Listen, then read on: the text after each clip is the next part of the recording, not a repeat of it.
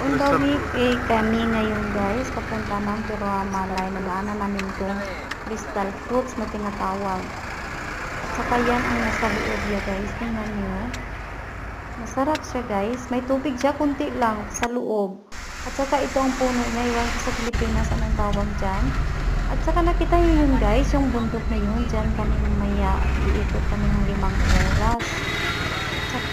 At kami guys ay nag-start ng maglakad. 5 oras ang lalakarin namin paikot sa bundok na iyon. At saka dyan na kami sa harap ng Shiba Temple na yan. Maraming tao. Tingnan nyo, naglagay kami ng pagtuwang bago kami continue sa paglakad namin. Nadaanan namin yung Sampaguita. Yung ginagawa kong garland. Yan. At saka gusto mag-shopping, may sari yung